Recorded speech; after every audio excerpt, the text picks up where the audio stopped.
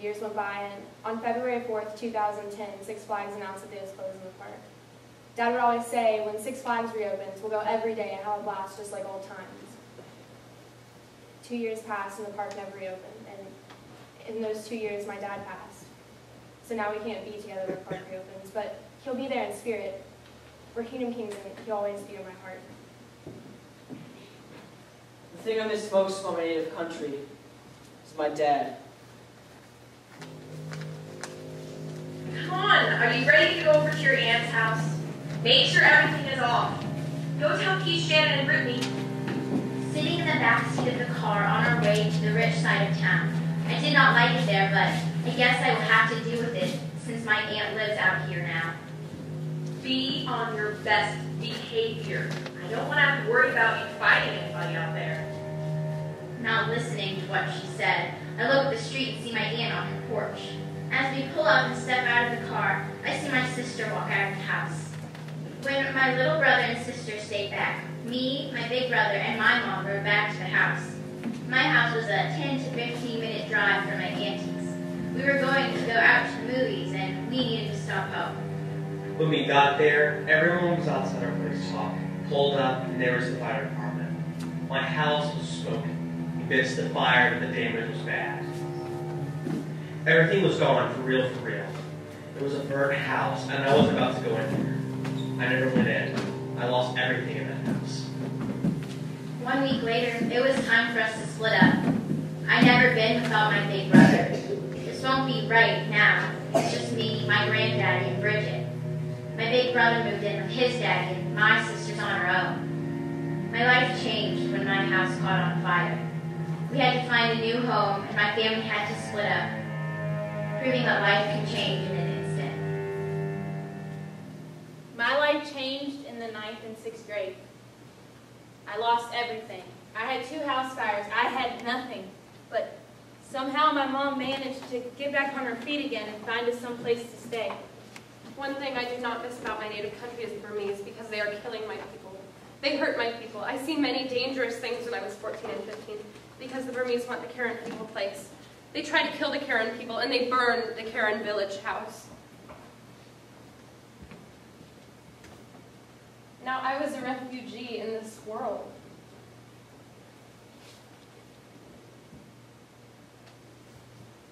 I'm wide awake. I'm wide awake.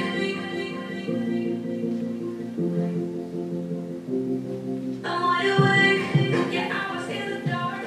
I was a refugee in this world, but I was not discouraged. Someday I can win. I want to bring peace to the world, no matter what happens to me. What this taught me was I gotta be happy with what I got. People in my country live in persecution. Now my family and me are free. We are really thankful and happy. America is as free as a bird. My favorite thing about America is that everybody has opportunities. Something that I'm hopeful about is to become my dreams true and my character and my study. I'm hopeful about graduating. I like Shawnee because it's the first high school I ever went to. I like my new school. The high school's a nice place and learn many good things. If you could never go home again, what's one thing you would miss? If I could never go home again, the thing I would miss most is... No, I'm fine here. This is my new beautiful home.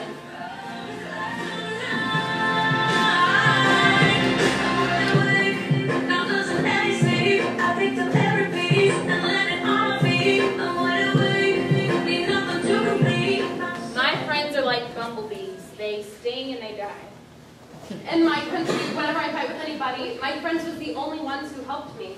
Friends are the burning candle which gives light.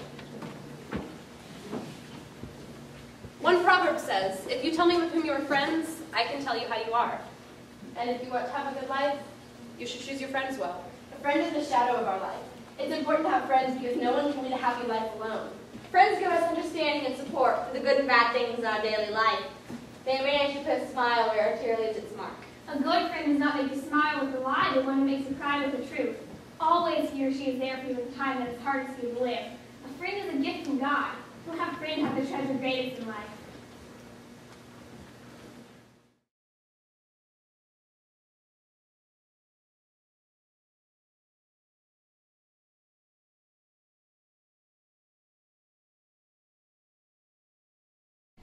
I didn't know nothing about them. I thought they wasn't going to like us at first. I didn't know how to talk to them. They were very strange, and they were just like, I guess you could say, isolated. I didn't really think anything about them. They were the other people on the other side of the door. I'm not perfect in speaking English, so that I feel nervous. Well, it was strange because I don't know anything about America. I hear how they speak English. I don't know what they say.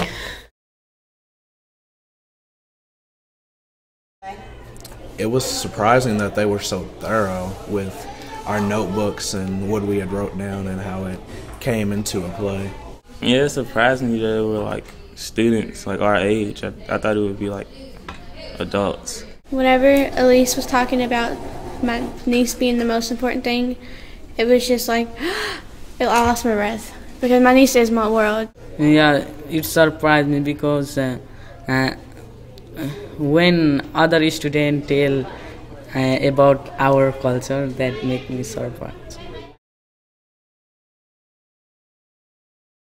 After the play, she came up to me and was talking to me, and she had the same kind of situation, and her niece is her everything too, and it's like best of both worlds. Like a friendship has been there for a while, and it's just now like connecting because like we met face to face, and it was nice meeting people who like knew so much about you and like respected your stories and like found interest in you not even knowing you. Like most of the stories about coming to America, I felt the same way whenever I first came from Florida because I was an outcast, I was weird and I didn't fit in. No, it's too much different because we are from other country, we know less than nobody, no? We are the same, we think the same, we have the same life. We both have the same struggles pretty much, like fitting in society and like along with the romantic part as well. Like they have their own romances and like we're pretty much the same, we're just from different places. It connected a lot of people because they had similar stories, and once they found out that their stories were similar, they like their bonds connected really, really closely, and like friendships that they never thought would come became so strong. Well, I feel better, more comfortable because they are people like us. They are the same. The only difference is the language. But we are the same. It got us closer to the newcomer students, and it made me have a different perception of people in general. But after that, I communicate with them and have a nice friend. People come from many different countries over here just to learn so they can have a better life. It's like, what am I doing with mine? It was a great experience. I feel like I'm a better person now. It makes people know each other better, and you know how to communicate with people from different countries. It will change the perspective on so many things.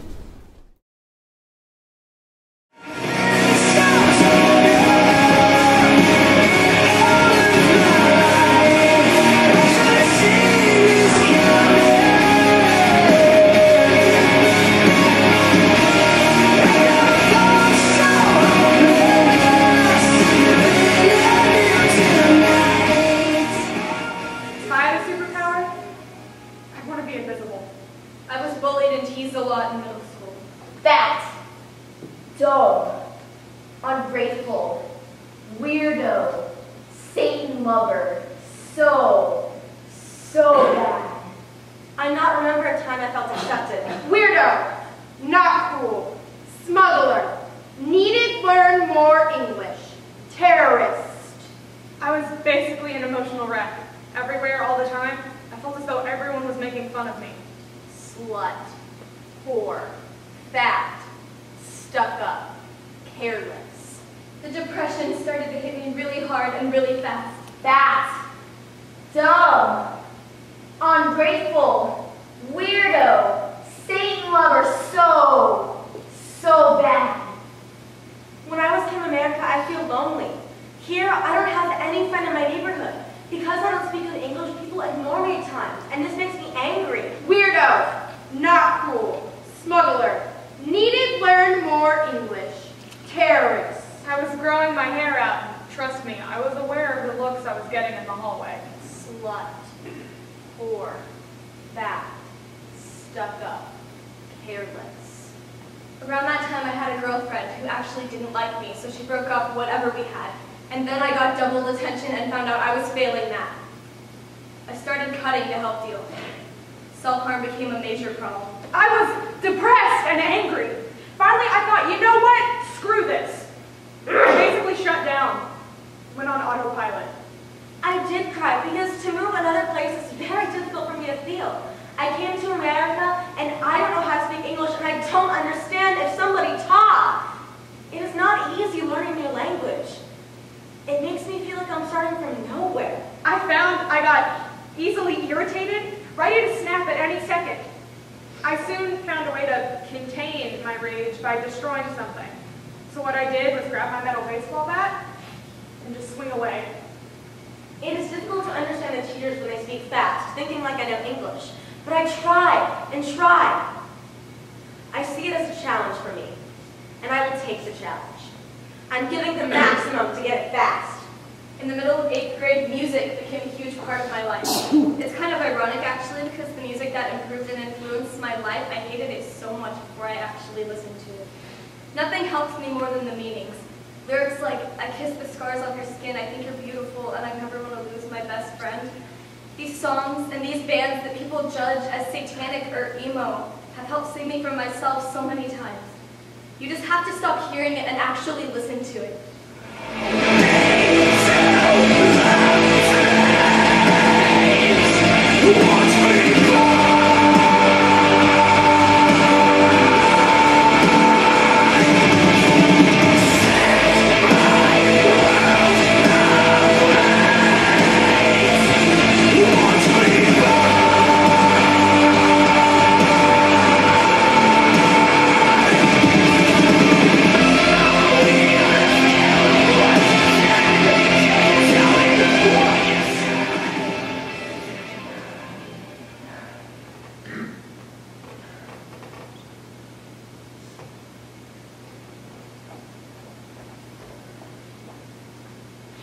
My first day in my school is my favorite memory.